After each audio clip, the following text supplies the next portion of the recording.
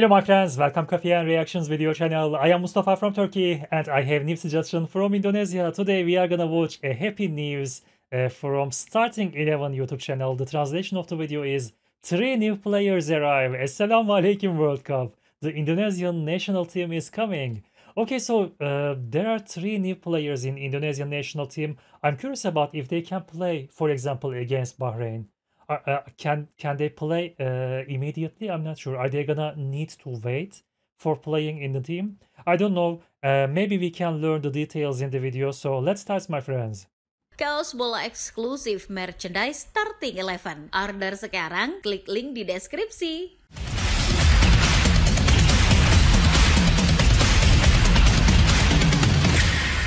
Okay.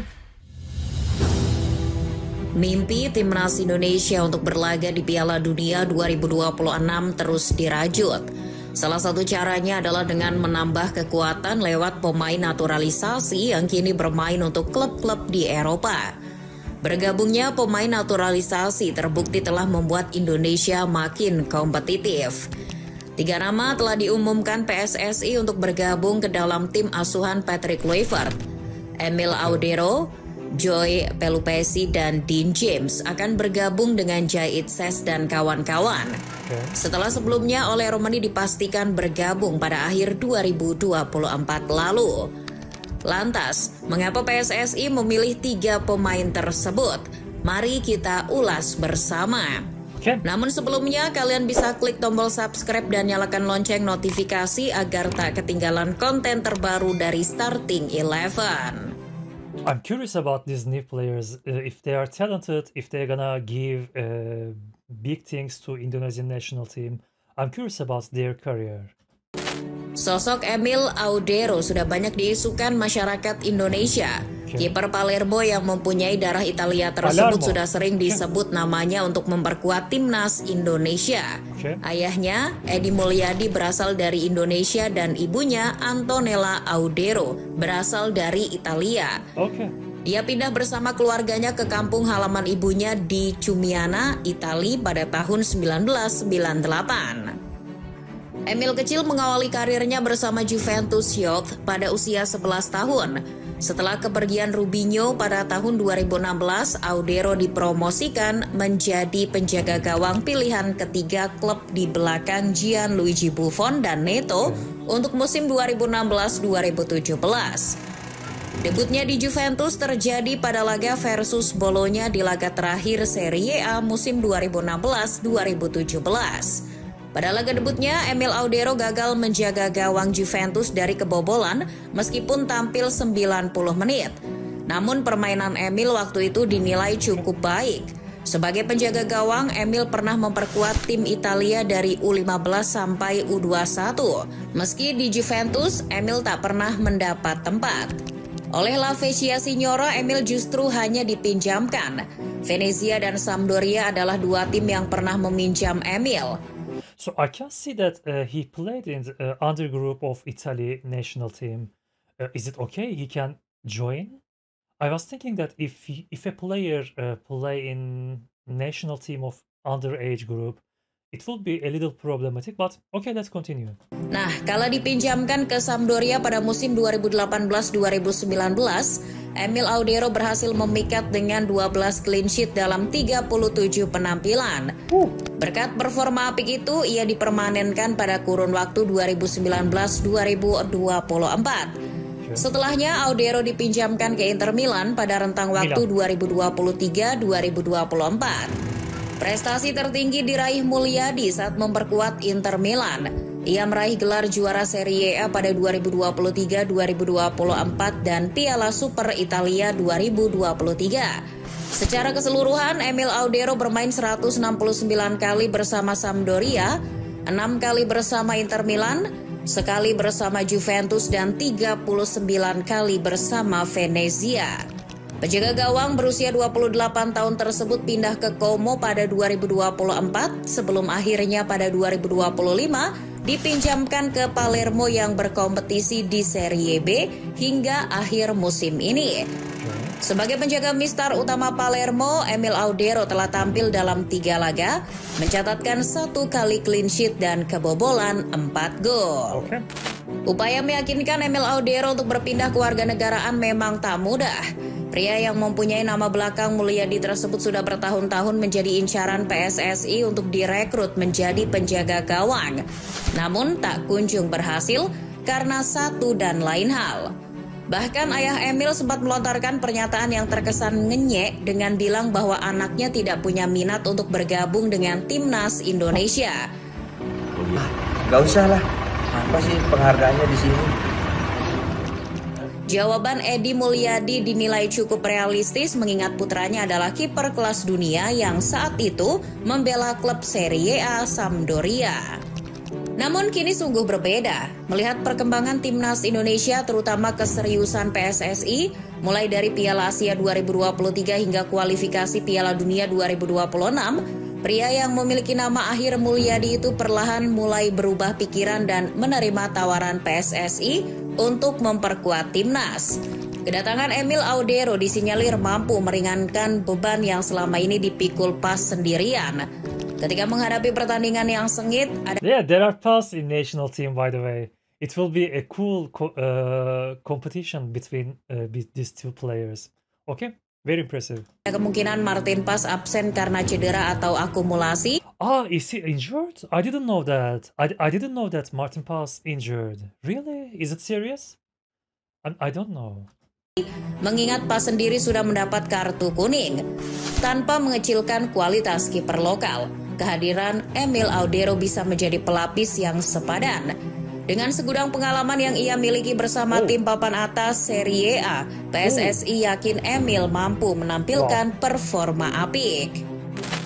Nama kedua yang akan segera merapat adalah Joy Pelupesi. Joy lahir di Almelo, Belanda 15 Mei 1993. Dilihat dari namanya, pemain jebolan Akademi Twente itu jelas merupakan keturunan Maluku. Joy I remember that there are many Indonesians in the Netherlands, my friends. I remember that. mengawali karir profesional sebagai pesepak bola pada 2013. Saat itu Twente yang menjadi klub pertamanya. Debut profesional Joy terjadi pada usia 19 tahun. Ia kemudian menembus tim Akademi Twente dan pernah dilatih oleh Patrick Kluivert serta Denny Lanzat. Jadi ya jelas, Kluivert dan Lanzat sudah hafal banget dengan cara permainan Joy. Setelah itu Joy setidaknya memperkuat What is that? 5 klub lain dalam perjalanan karirnya di sepak bola, Heracles Almelo dan Sheffield Wednesday pada 2021. Setelah itu, ia bermain di klub Turki Giresunspor pada 2021. Okay. Di 2022, ia kembali ke Belanda dan membela FC Groningen sebelum akhirnya pindah ke Lommel SK di Belgia. Heracles Almelo dan Sheffield Wednesday menjadi 2 klub yang paling lama diperkuat Joy. Di Sheffield Wednesday, ia dilatih oleh pelatih keturunan Maluku, Jos Luhukai. Meski baru didatangkan pada bursa transfer musim panas 2022, performa Pelupesi membuat FC Groningen mempercayakan ban kapten padanya. Pemain bertinggi 180 cm ini merupakan gelandang bertahan yang kini merumput di kasta kedua Liga Belgia bersama Lommel SK. Sejauh ini, Joy telah bermain sebanyak 4 pertandingan di Liga Belgia dan mencetak 1 assist. Untuk posisi gelandang, timnas Indonesia belum mempunyai banyak pemain diaspora. Sejauh ini hanya ada Tom Haye dan Ivar Jenner atau terkadang Nathan Joaon yang mengisi posisi tersebut. Nah, pria bermarga Pelupesi tersebut akan menjadi salah satu pesaing baru bagi Tom Haye di lini tengah timnas Indonesia.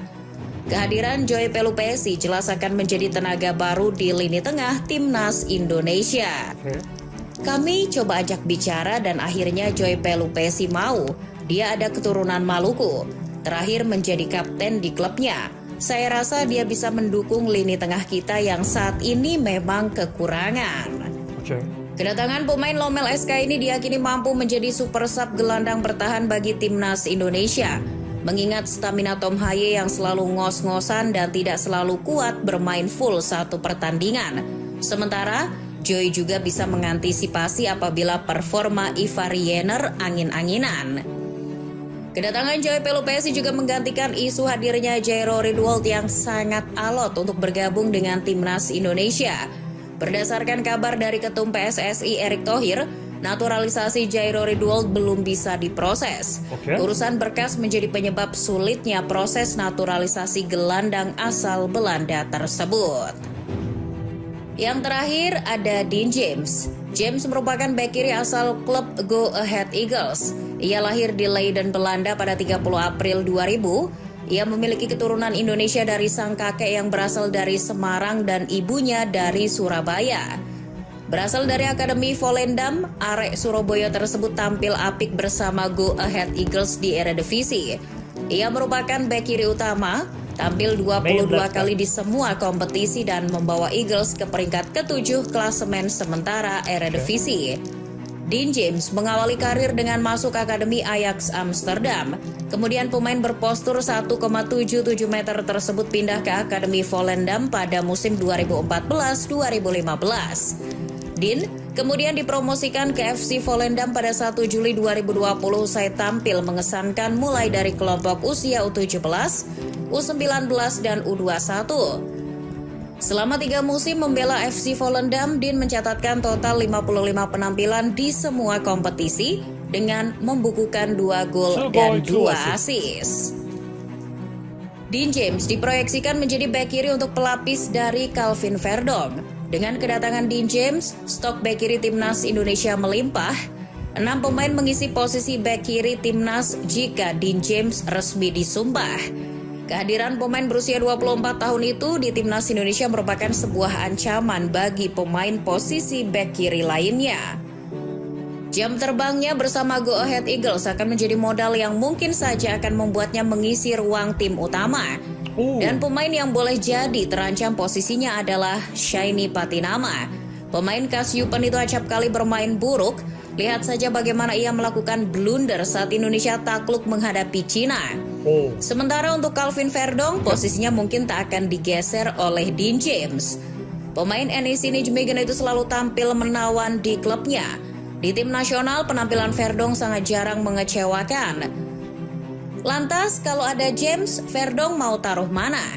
Patrick Kluivert bisa saja mencoba Verdong untuk naik lebih ke atas, yakni menjadi sayap kiri, alih-alih bek kiri seperti sedia kala.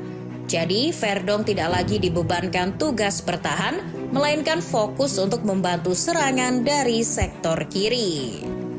Menurut Erick Thohir, ketiga pemain ini, Dean James, siap untuk dinaturalisasi. Oleh karena itu, dokumen mereka pun langsung akan diproses dengan harapan bisa segera membela timnas Indonesia.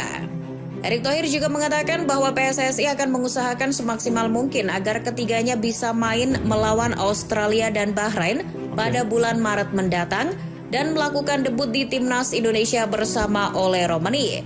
Ketua Umum PSSI tersebut juga sudah melapor kepada Presiden RI Prabowo Subianto, Menpora Dito Aryo Tejo, dan akan segera berdiskusi dengan DPR RI. Bagaimanapun, jika ingin segera memainkan ketiga pemain itu, proses naturalisasinya harus dikebut oleh PSSI karena FIFA memiliki regulasi tentang pendaftaran pemain. Anggota Exco PSSI Arya Sinulinga menyampaikan bahwa agar ketiga pemain bisa diturunkan melawan Australia, mereka harus sudah WNI sebelum tanggal 10 Maret 2025. Before March 10. 25. Sebab tanggal itu merupakan batas pendaftaran pemain untuk laga melawan Australia. Itu berarti PSSI hanya memiliki waktu sekitar 2 minggu saja untuk mengurus proses naturalisasi ketiga pemain tersebut. Jika terlambat, Emil Audero, Joy Pelupesi dan Dean James belum bisa merumput bersama timnas untuk melawan Australia.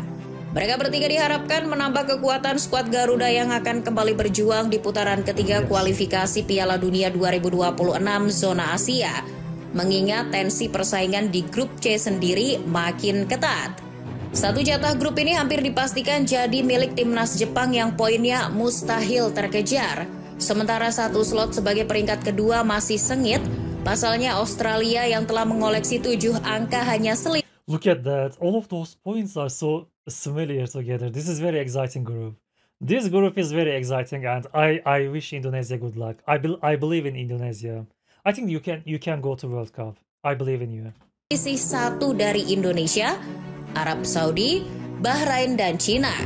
Jika ketiga pemain tadi bisa turun di laga melawan Australia, Indonesia akan diuntungkan.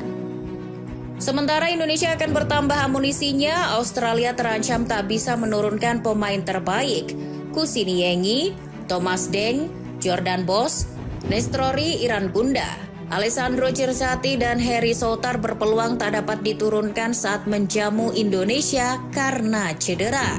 Selain melawan Australia di Sydney pada 20 Maret, skuad Garuda akan menghadapi Bahrain di Stadion Gelora Bung Karno, Jakarta pada Kamis 25 Maret 2025. Akankah pertandingan tersebut akan jadi debut mereka? Okay.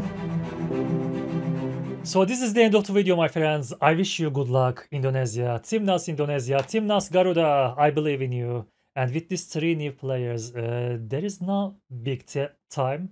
There is not much time, so you need to act quickly. I hope everything will be alright. Thank you, Starting 11 YouTube channel, for sharing this beautiful information with us. Thank you, my friends, for your suggestions, and thank you for watching it together with me. Have a nice day, take care of yourself, and let's see you in the next videos. Bye-bye.